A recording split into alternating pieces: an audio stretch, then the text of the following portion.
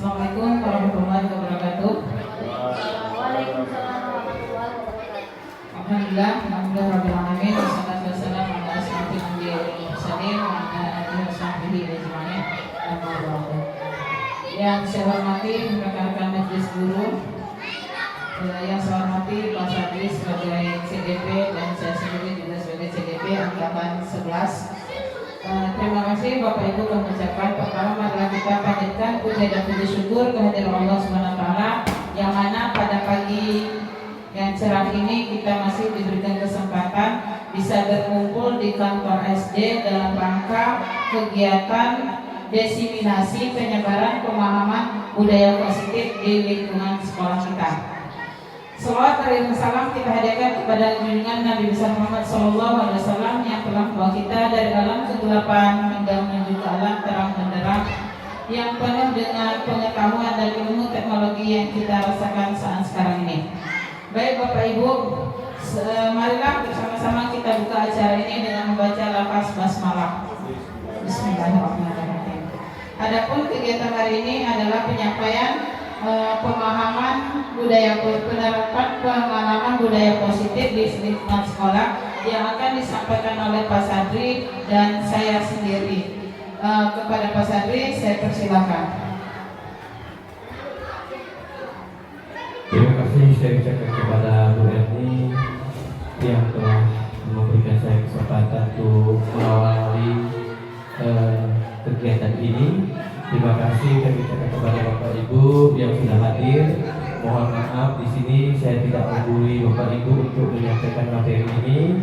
Kita sama-sama belajar untuk penyelesaian materi budaya positif. Baik Bapak Ibu, sebelum kita lanjutkan dan jelaskan materi ini, mari kita stretching dulu. Ya, berdiri semuanya.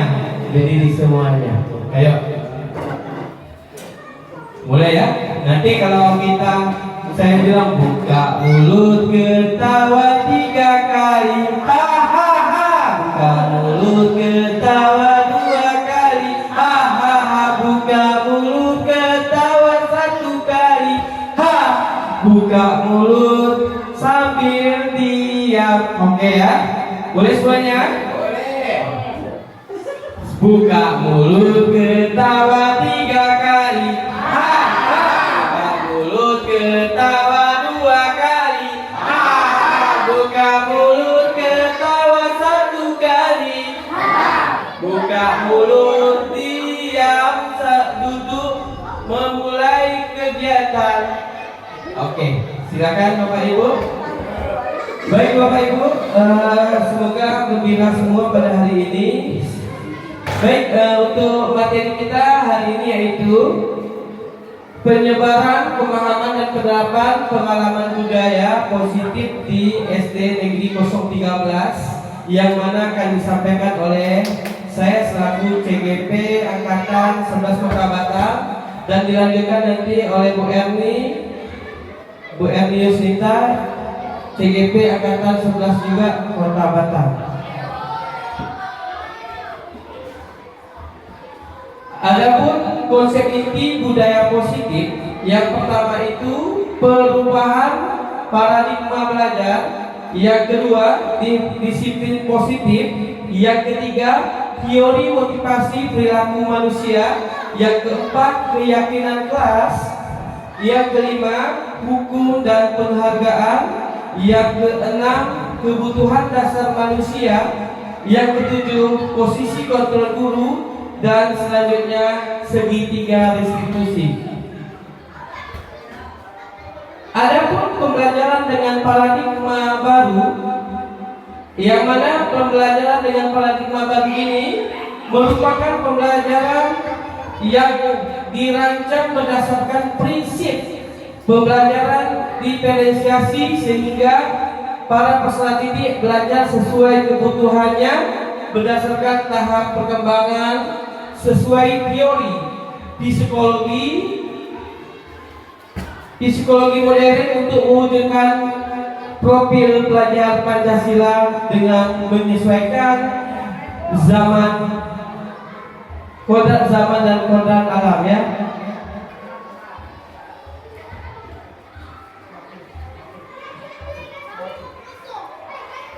Baik, adapun beberapa program belajar Pancasila di sini yaitu beriman dan bertakwa kepada Tuhan Yang Maha Esa. Yang kedua, mandiri. Yang ketiga, bernalar kritis. Yang keempat, berkebinekaan global.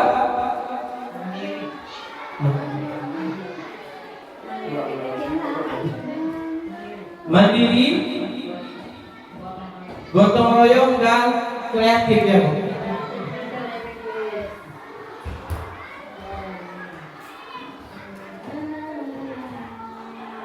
Selanjutnya, miskonsepsi tentang teori kontrol. Adapun di sini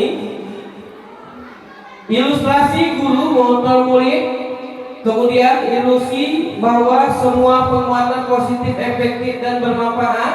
Selanjutnya, ilusi bahwa kritik dan membuat rasa bersalah mampu menguatkan karakter. Selanjutnya, ilusi bahwa orang dewasa berhak memaksa. Di sini beberapa poin ini adalah tentang teori kontrol, yang mana kita seorang guru harus menentukan bagaimana mengontrol seorang siswa yang baik.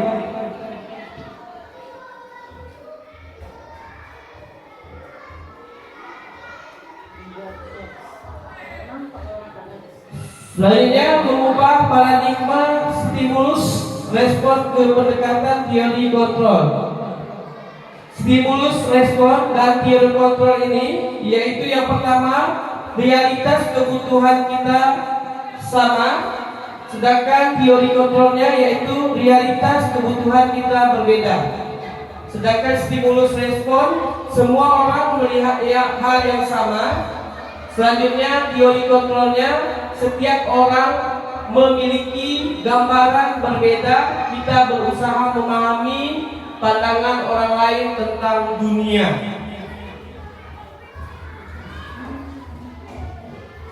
Selanjutnya, perilaku buruk dilihat dari suatu kesalahan. Semua perilaku memiliki tujuan. Selanjutnya lagi, orang bisa mengontrol orang lain. Teori kontrolnya yaitu hanya Anda yang bisa mengontrol diri Anda sendiri.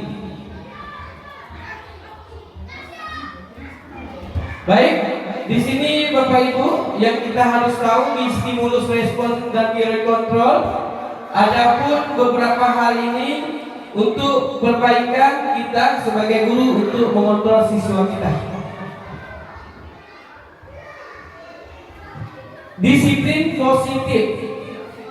Dalam budaya kita, makna kata disiplin telah berubah menjadi sesuatu yang dilakukan seseorang pada orang lain untuk mendapatkan kepatuhan. Kita cenderung menghubungkan kata disiplin dengan ketidaknyamanan.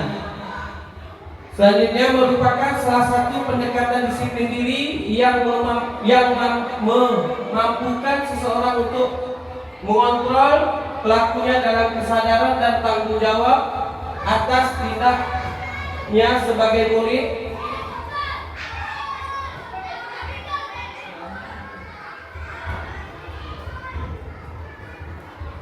Baik, merupakan salah satu pendekatan disiplin diri yang memampukan seseorang untuk mengontrol pelakunya dalam kesadaran dan bertanggung jawab atas tindaknya sebagai murid, menghormati diri sendiri dan orang lain. Sebagai pendidik, tujuan kita adalah menuntun murid untuk memiliki disiplin diri sehingga mereka bisa berperilaku yang mengacu pada nilai-nilai kebajikan universal dan memiliki motivasi intrinsik bukan ekstrinsik. Baik, di sini saya jelaskan bahwasanya kepatuhan itu adalah kita menghubungkan suatu permasalahan agar permasalahan itu bukan hanya ketidaknyamanan, tetapi kita bisa memberikan suatu pendekatan disiplin diri kepada siswa tersebut untuk menyadarkan siswa tersebut dengan bertanggung jawab. Kemudian kita sebagai pendidik juga kita bisa menuntun siswa dengan memiliki disiplin diri tersebut dengan nilai-nilai kebajikan universal.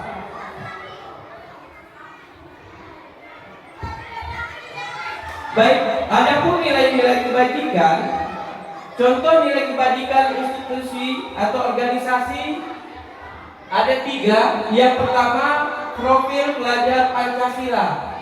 Profil pelajar Pancasila ini beriman, bertakwa pada Tuhan Yang Maha Esa, dan berakhlak mulia, berkebinekaan global, gotong royong, mandiri, kreatif, dan bernalar kritis.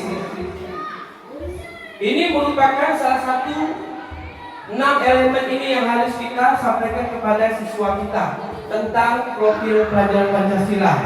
Dari 6 elemen inilah kita membentuk siswa kita, yaitu seorang yang memiliki profil pelajar Pancasila. Selanjutnya, Ibo Primeres atau program berbasis inkludi, yang mana toleransi, rasa hormat, integritas, mandiri, menghargai, antusias, empati, keingintahuan, kreativitas, kerjasama, percaya diri,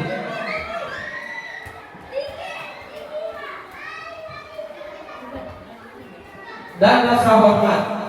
Dari ibu ini kita mengajarkan siswa kita kepada teman, kepada orang lain, kepada yang lebih tua, memiliki rasa toleransi, rasa hormat, rasa memiliki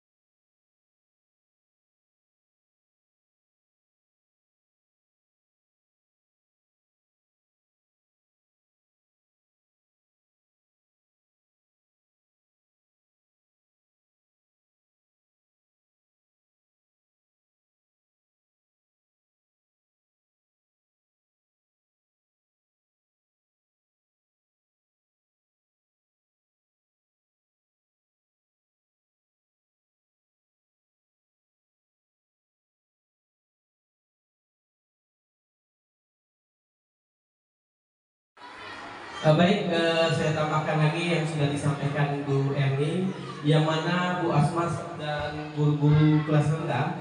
Di sini kita kan penerimaan siswa baru kemarin yang sudah kita lakukan ada 12 hari ya.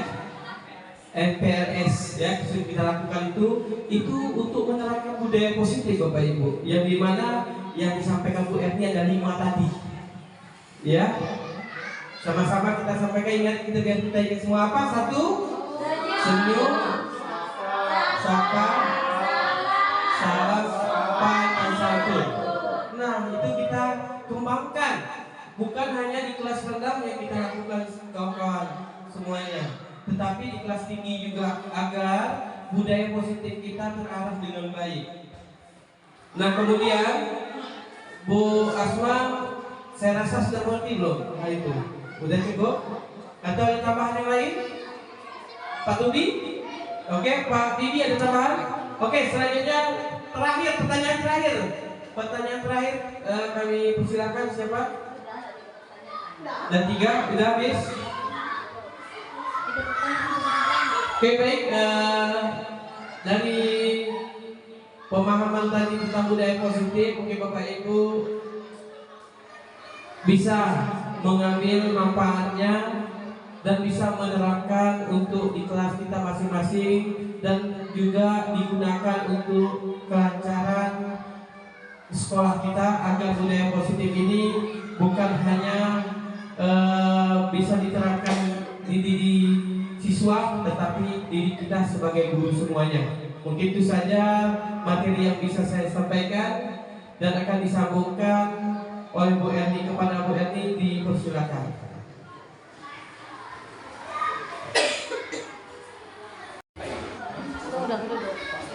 Terima kasih Bapak Ibu atas kesempatan yang diberikan kepada saya.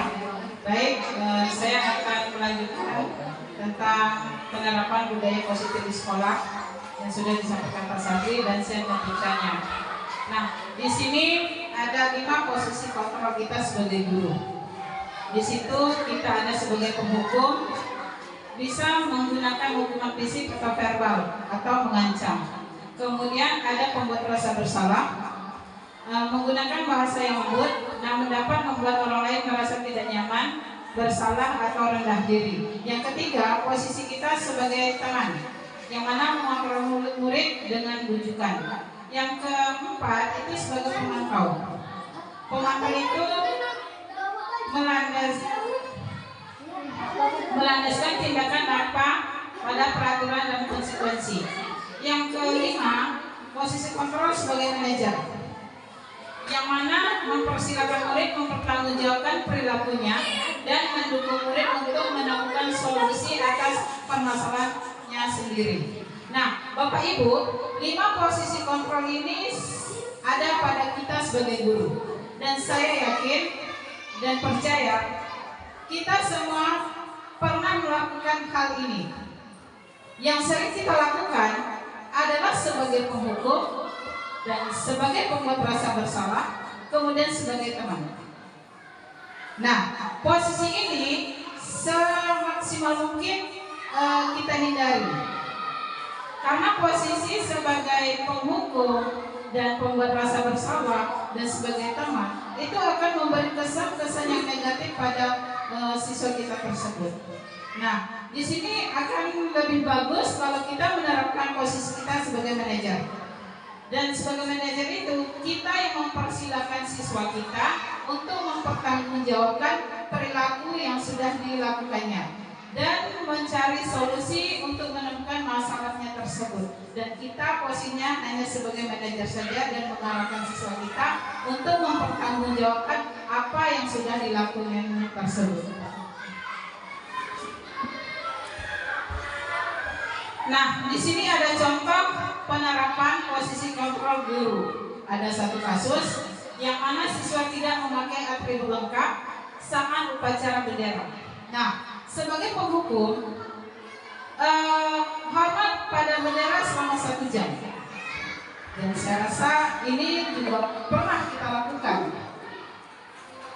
Kemudian pembuat rasa bersalah, berapa kali bapak atau ibu harus memberitahu kamu selalu saja mengecewakan Bapak Ibu. Nah, kalimat-kalimat ini adalah membuat rasa bersalah pada anak. Artinya anak itu yang paling bersalah dalam melakukan kasus tersebut. Kemudian di sini ada sebagai penghukum. Posisi sebagai penghukum itu ada seorang penghukum bisa menggunakan hukuman fisik maupun verbal. Kemudian mengatakan sekolah memerlukan sistem atau alat yang dapat lebih menekan murid-murid lebih dalam lagi. Ini sebagai posisi penghukum.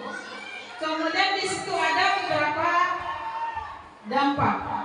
Nah, di situ ada guru berbuat, menghardik, menunjuk-nunjuk, menyakiti dan menyindir. Kemudian guru berkata, kalau kamu tidak melakukannya, saya akan begini dan begini. Hasil, siswa itu akan jadi pemberontak. Dia akan jadi pendendam dan menyatakan menyalahkan orang lain.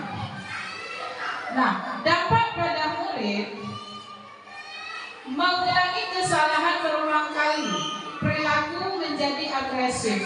Dia tidak akan jerah dengan hukuman yang kita kasih. Bahkan dia akan terus dan terus mengulangi kesalahan yang sama. Pembuat rasa bersalah.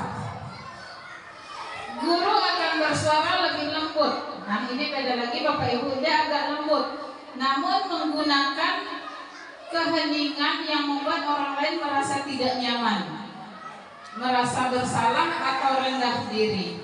Di sini ada guru berbuat, guru berkata, hasil dan efek kepada siswa. Nah, guru berbuat, berceramah menunjukkan kecewa yang mendalam. Kemudian guru berkata, kamu sudah mengecewakan ibu atau bapak.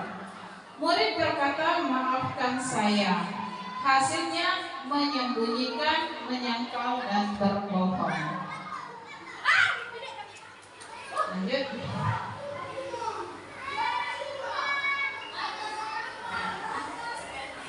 Terus contoh penerapan selanjutnya itu posisi sebagai teman.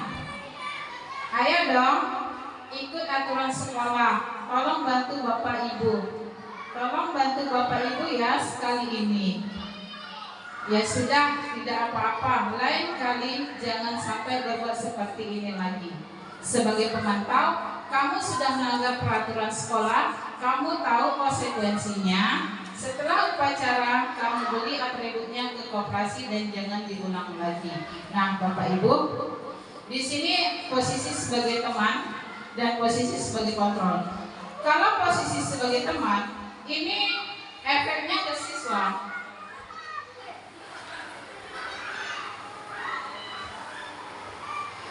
Guru pada posisi ini tidak akan menyakiti murid, berupaya mengontrol murid sesuai persuasi.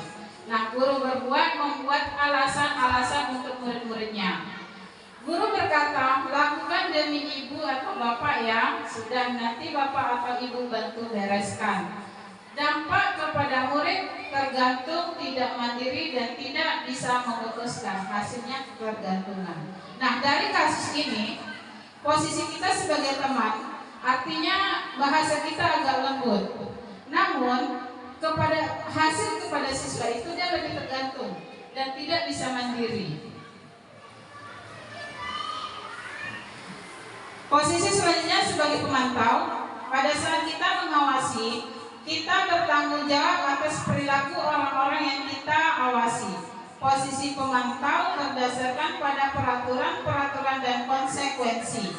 Dengan menggunakan sanksi atau konsekuensi, kita dapat memisahkan hubungan pribadi dengan murid sebagai seorang yang menjalankan posisi pemantau. Nah, di sini ada guru berkata, menghitung dan guru berbuat, menghitung dan mengukur. Guru berkata, peraturannya apa? Apa yang telah kamu lakukan? Sanksi atau konsekuensi apa? Nah, menyesuaikan bila diawasi, dampaknya pada murid menitik beratkan pada dampak pada diri sendiri, mendapatkan hadiah atau mendapatkan hukuman.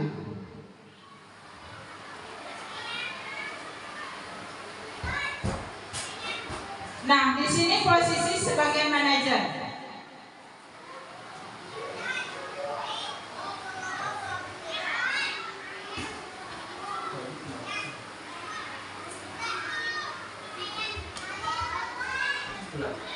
Posisi sebagai manajer, di sini guru berbuat sesuatu bersama dengan murid. Artinya guru dan murid secara bersamaan, kemudian mempersilahkan murid mempertanggungjawab perilakunya, mendukung murid agar dapat menemukan solusi permasalahannya sendiri. Seorang manajer telah memiliki keterampilan di posisi teman maupun pemantau. Jadi posisi yang harus kita dalami itu Bapak Ibu ya, posisi manajer. Karena sebagai manajer artinya sebagai teman dan sebagai pemantau sudah masuk di posisi sebagai manajer. Nah, di situ guru berbuat mengajukan pertanyaan-pertanyaan.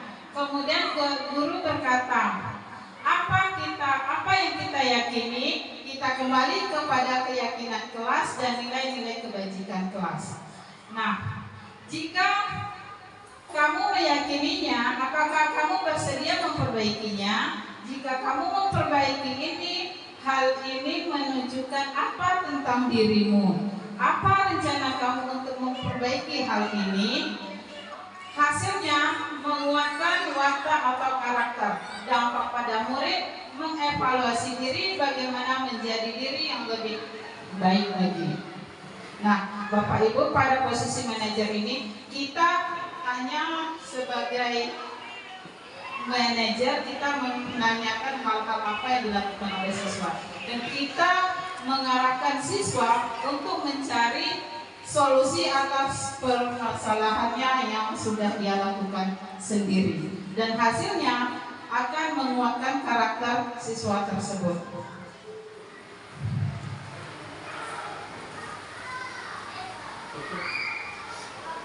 Oke. Pada posisi ini, siapakah yang mengatakannya? Sampai kapanpun kamu tidak akan menjadi orang yang berhasil. Ini siapa yang mengatakannya? Terus, jika masih belum mengerti, nanti saya bantu. Terus di situ, jika tidak bisa menjawab pertanyaan ini, maka tidak boleh pulang. Saya merasa kecewa denganmu hari ini. Peraturannya apa? Apa yang akan kamu lakukan untuk menyelesaikannya? Bagaimanakah posisi pemantau dan manajer mengucapkannya? Nah, di sini ada beberapa pertanyaan. Di mana posisi kita sebagai manajer dan di mana posisi kita sebagai pemantau? Kira-kira Bapak Ibu boleh ditunjukkan yang mana posisi manajer dan yang mana sebagai pemantau? Yang nomor 1 itu sebagai pemantau. Nomor 1. Sampai kapanpun kamu tidak akan menjadi orang yang berhasil. Oke? Selanjutnya. Kenapa sama lah? Ingat itu aja. Kalau nanti belum nanti saya itu manajer. Oke. Yang kedua, jika masih belum mengerti, nanti saya bantu. Yang ketiga pemantau. Yang ketiga, jika tidak bisa menjawab pertanyaan ini, maka tidak boleh pulang. Terus, saya merasa kecewa dengan hari ini. Peraturannya apa? Apa yang akan kamu lakukan untuk menyelesaikannya? Nah, Bapak Ibu, di sini akan saya jelaskan.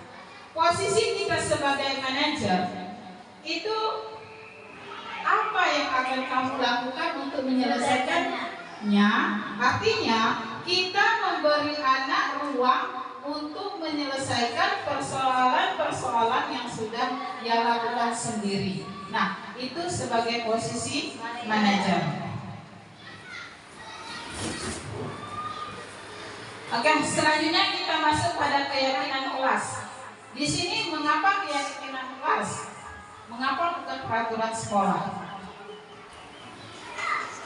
Kira-kira sampai di sini Bapak Ibu Bisa dimengerti atau bisa dipahami?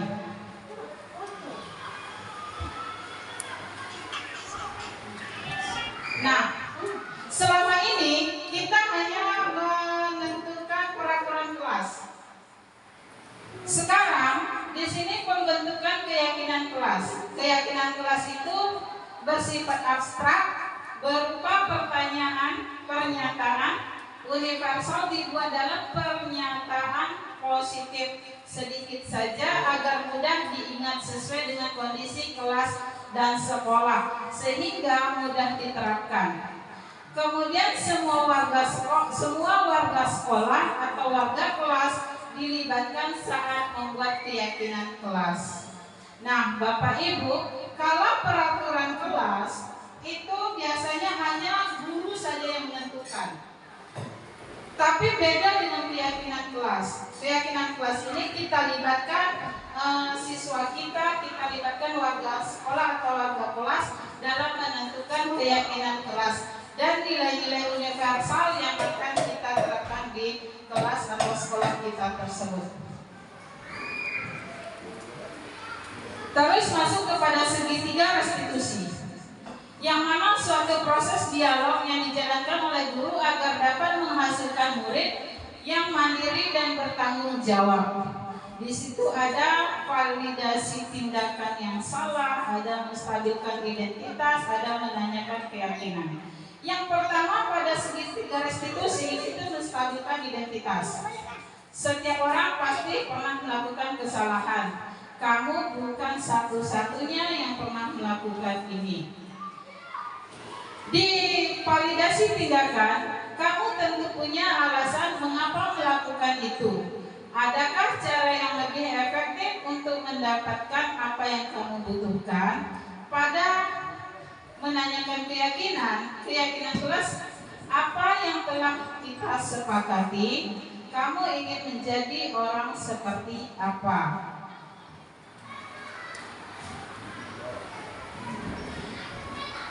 Di sini menstabilkan identitas berdasarkan prinsip membuat kesalahan adalah bagian dari proses pembelajaran. Berbuat salah itu wajar, tidak ada manusia yang sempurna. Bapak Ibu juga pernah melakukan itu. Bapak Ibu tidak mau mencari siapa yang salah, tapi Ibu Bapak ingin mencari solusi dari permasalahan ini.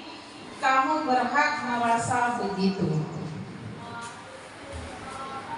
Pada validasi tindakan yang salah, berdasarkan setiap prinsip, setiap perilaku berupaya memenuhi suatu kebutuhan tertentu.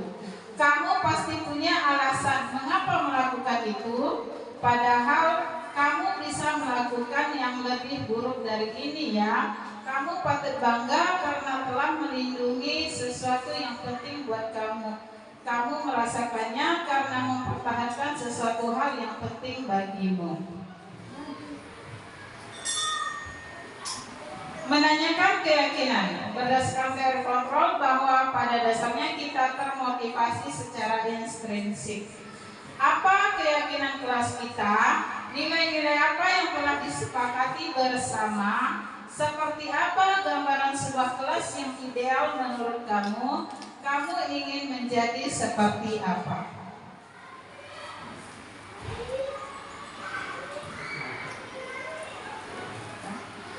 Penerapan. Baik Bapak Ibu, kita sambung sampai sesi selanjutnya, yaitu sesi penutup. Dalam penerapan program disiplin positif, hendaknya guru memiliki standar kepribadian profesional dan sosial yang baik, di mana guru mampu merefleksikan dirinya dalam posisi kontrol saat ini. Bagaimana perjalanan dirinya sebagai among atau manajer yang menuntun murid-muridnya menjadi insan yang mandiri, merdeka, bertanggung jawab sesuai dengan standar nasional pendidikan. Baik, terima kasih Bapak Ibu. Dari apa yang sudah saya paparkan, kira-kira ada yang ingin bertanya? Silakan. Mungkin masih kurang paham atau masih bingung? Tanya, Ibu silakan. Baik, assalamualaikum warahmatullahi wabarakatuh. Waalaikumsalam warahmatullahi wabarakatuh. Baik, kepada pemateri dari awal tadi yang dipaparkan saya agak kurang begitu mengerti. Yang saya ingin tanyakan adalah 5 posisi kontrol itu, diantaranya yang pertama itu adalah penghukum.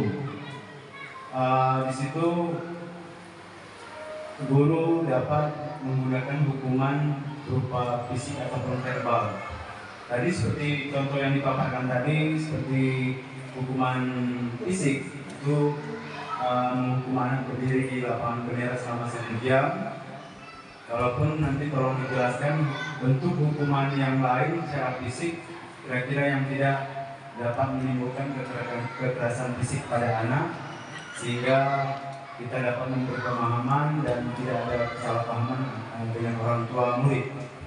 Contoh lainnya itu untuk contoh daripada penghukum secara fisik yang kira-kira dapat dilakukan di sekolah yang seperti apa selain seperti berdiri di tiang bendera tadi.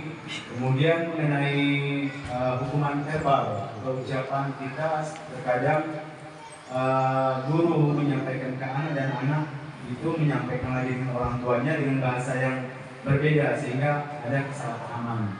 Kita menghindari daripada kekerasan fisik secara fisik ataupun secara verbal itu bagaimana contoh? Tolong mohon dijelaskan lagi. Terima kasih. Baik, terima kasih Pak Teguh. Kita tampung dulu beberapa pertanyaan. Ada yang lain? Silakan Liza.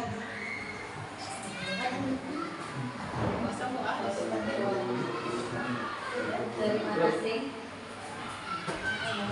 Di sini saya ingin menanyakan apa yang dimaksud dengan segitiga restitusi dan bagaimana cara penerapan dan bagaimana langkah penerapan dalam segitiga restitusi tersebut. Sekian, terima kasih. Terima kasih. Yang lain ada? Baik, kita tampung 2 pertanyaan terlebih dahulu. Nanti kalau banyak takut lupa pula.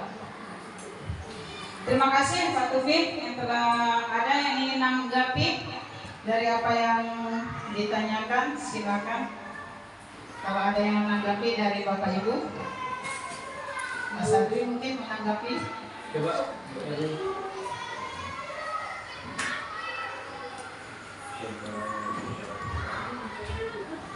Baik Pak Tubi, tadi sudah jelas pertanyaannya sebagai penghukum ya, yang mana kita dari 5 posisi kontrol ini kita tidak hanya 3 saja yang tidak kita jalankan, tidak boleh lagi, tapi 2 itu sebagai pemantau dan manajer kita harus lakukan untuk mengarahkan siswa kita.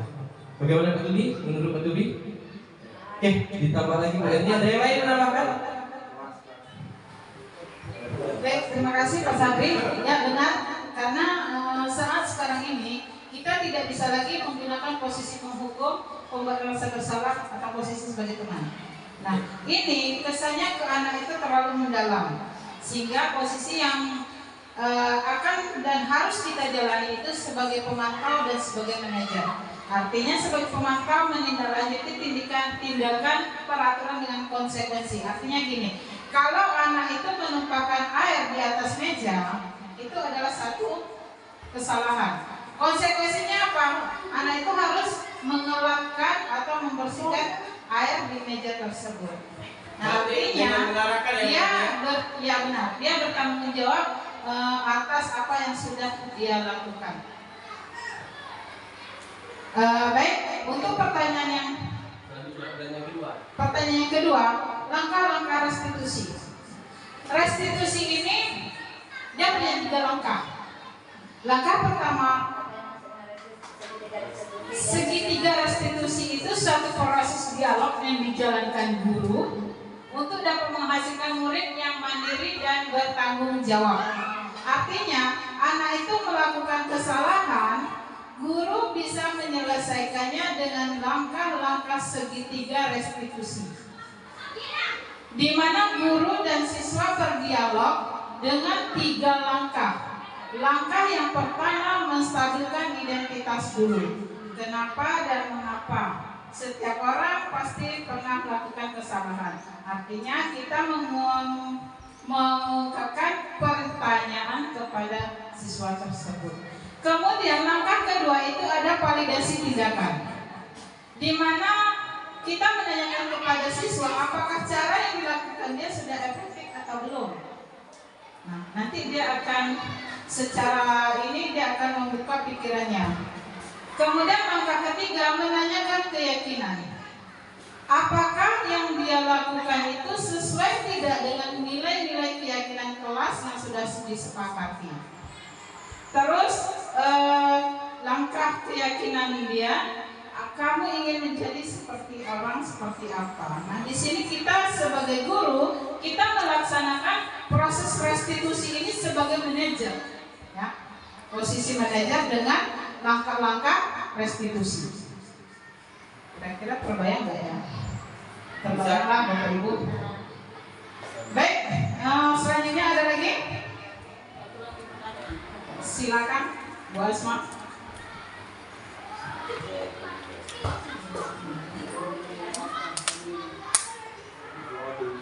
Assalamualaikum warahmatullahi wabarakatuh.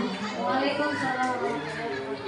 Di sini Bu Erni, saya mau menanyakan tentang urutan 5 posisi kontrol yang tepat untuk kedisiplin sekolah untuk kelas rendah. Dalam 5 itu kan 3 yang tidak boleh kita gunakan ya. Tapi yang dua yaitu tentang pemantau dan manajer. Jadi untuk kelas rendahnya itu cocoknya apakah pemantau atau manajer? Oke, itu aja Bu Eni yang saya tanyakan. Terima kasih, Pak Sadri. Ada mau yang lain? Ada mau menanggapi?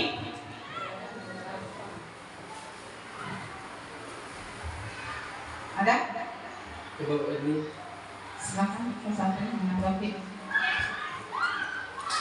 Ya, tadi sudah saya terangkan juga sama pertanyaan dari Pak Tumi tadi. Hampir sama sebenarnya Bapak Ibu. Walaupun kita di kelas rendah, kelas tinggi, namun hal itu kita sama.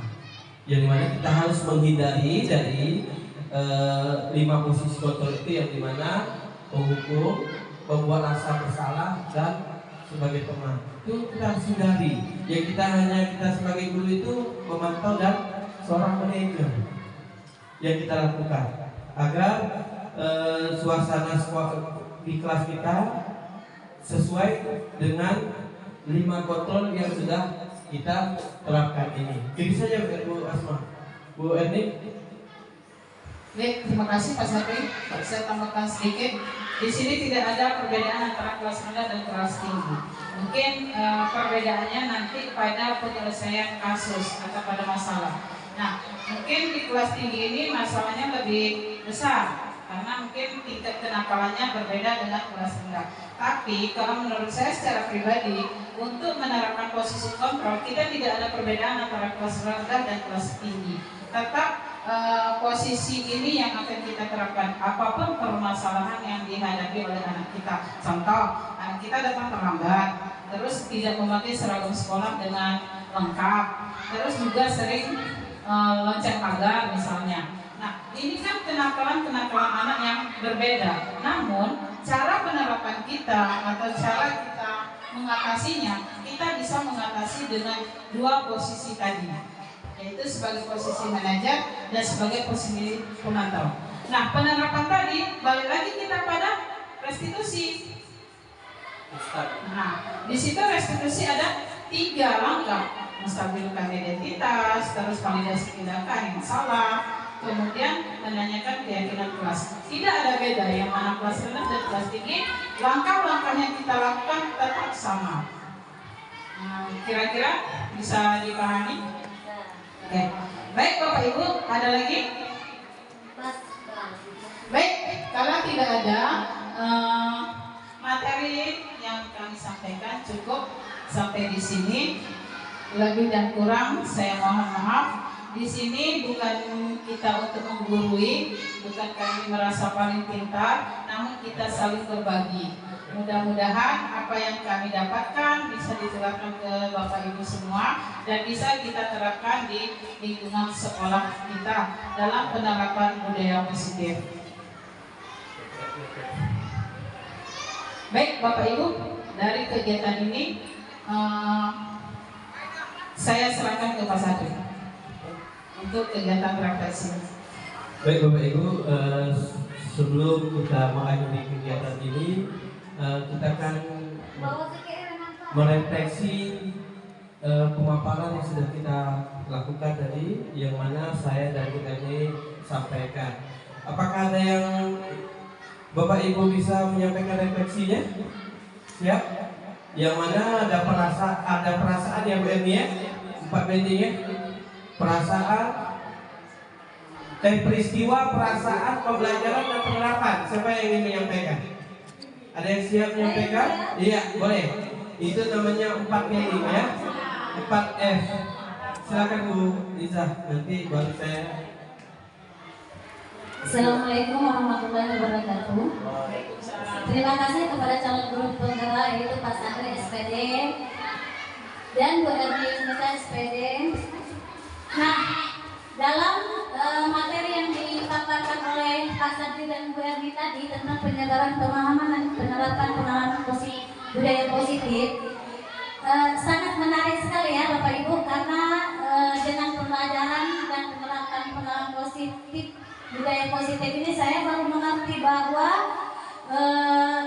ya yang sebelumnya sudah mengerti tapi belum begitu paham tentang budaya-budaya positif. Yang saya tahu hanya 5S ya: sapa, senyum, salam, sopan dan santun. Nah, di dalam penerapan yang lainnya itu kurang.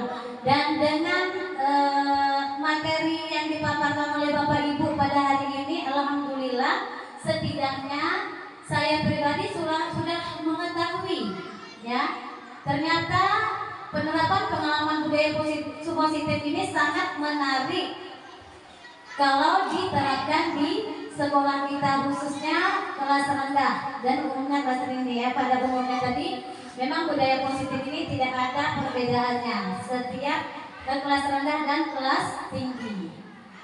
Nah, dan saya berharap dengan pembelajaran hari ini kawan-kawan yang lain juga bisa menerapkan budaya positifnya setiap hari. Jadi ketika anak murid kita datang, kita sambut mereka dengan senyum, sapa, salam, sopan dan santun. Nah, dimulai dari awal. Ya, jadi semoga budaya positif di sekolah kita berlanjut sampai kapanpun, dan penerapannya juga ya, tidak hanya sampai di sini kita mengetahui, tapi diterapkan dalam kehidupan kita sehari-hari, khususnya untuk anak didik kita. Sekian, terima kasih. Assalamualaikum warahmatullahi wabarakatuh. Baik, demikianlah refleksi dari Bu Liza. Kami ucapkan terima kasih. Kita bersama-sama Bapak Ibu untuk menyelesaikan penyebaran pemahaman dan penerapan pengalaman tentang budaya positif di sekolah kita. Yang pertama itu saya akan menyampaikan ada 4P, yaitu peristiwa, perasaan, 4F, peristiwa, perasaan, pembelajaran dan penerapan. Peristiwa, kami sama Bu Erni sebenarnya untuk menyelesaikan materi budaya positif ini, menyampaikan kepada kawan-kawan yang ada di sekolah ini luar biasa. Dari moto 1.4 ini Bu Erni ya, sudah seminggu yang lalu peristiwa yang sudah kami hadapi bermacam-macam untuk bisa kumpul seperti ini. Perasaan saya senang sekali bisa menyelesaikan sama Bu Erni materi tersebut ini bersama kawan-kawan. Dan bukan kami saja yang mendapat ilmu ini dengan pemaparan tadi, tapi kawan-kawan bisa mendapatkan untuk diterapkan di kelas masing-masing. Pembelajarannya banyak hal yang kita dapat pelajari, bagaimana kita menghadapi anak-anak kita bermacam-macam kasus, bermacam-macam model kehendak dan perbuatan anak-anak kita dengan ilmu budaya positif yang kita dapatkan hari ini. Ya, penerapannya nanti kawan-kawan kita terapkan sama-sama ya di sekolah. Nanti kita sesuaikan apa yang disampaikan Bu Erni tadi, ya, tentang 5S. Itu juga saya sudah sampaikan, kita terapkan bersama agar sekolah kita berjalan dengan baik dan sesuai dengan budaya positif yang kita lakukan menurut undang-undang yang berlaku. Mungkin itu saja dari saya. Nanti mungkin Bu Erni akan menentukan kegiatan pada hari ini. Mohon maaf atas kesalahan dan mohon maaf juga jika ada materi di luar yang saya sampaikan. Begitu saja dari saya. Wabillahi taufiq wal hidayah. Assalamualaikum warahmatullahi wabarakatuh. Baiklah, saya serahkan kepada Bu Erni.